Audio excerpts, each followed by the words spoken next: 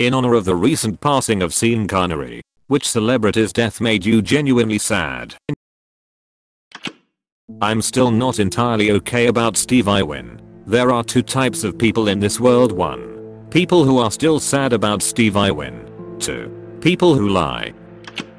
Robin Williams. This man was a comedic genius and devoted to his family, but he had his demons. R.I.P. Anthony Bourdain. I watched all his shows. That one stung. Yeah. And the circumstances were what made it even sadder. I was very upset to see someone who fought for so many years against addiction and mental issues to finally give up.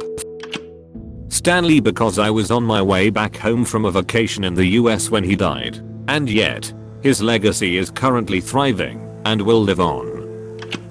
Obviously I was about to yell lies, but then I googled it and saw it's real and now I'm sad.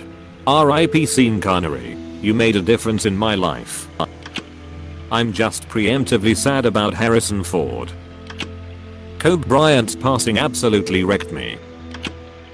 People Subramaniam. I'm Indian American, so I grew up listening to his songs at home. It honestly felt like a part of me died that day. Rick May and Chadwick Boseman. Still not completely over them. Edit. How the hell did I forgot Stephen Carroll?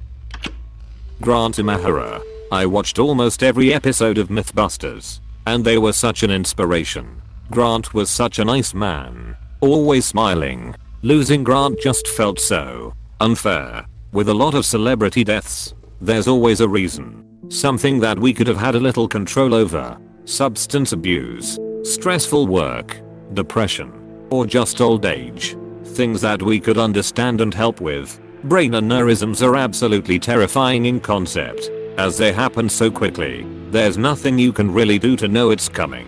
And they are so fatal.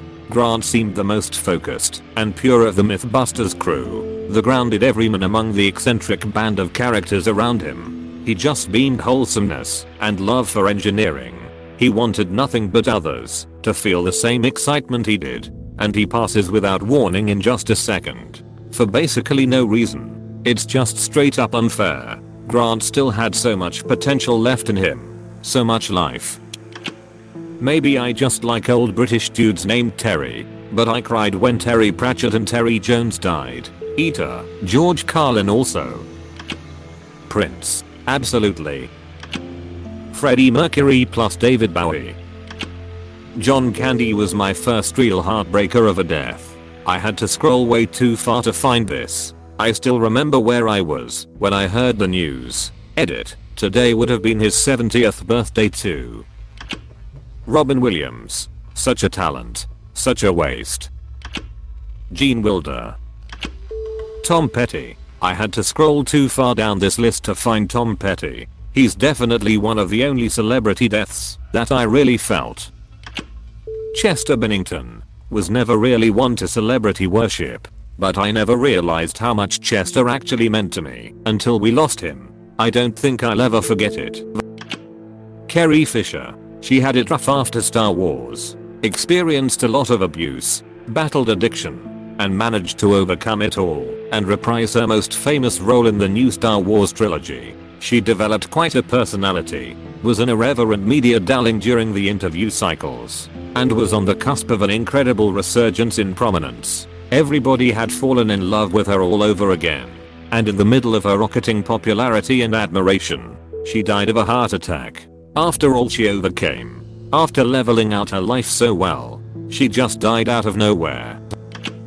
Sean Connery. Mr. Rogers. If I watch his Emmy acceptance speech, I'm guaranteed to start smilacreeing. Sad. None of them. But I was genuinely surprised at a few like Chester Bennington. Got a weirder one. Leonard Nimoy. I was never a big Trekkie, but around the time of his death I was falling apart. I was put on Wellbutrin to help with my depression. One of the side effects was vivid dreaming, and I was having drinks with him. Never let that go for some reason. Neil Peart, because it ensured that I would never get to see Rush live again. I held out hope for a one-off show at some point, and even though I never saw him placed in Mutual.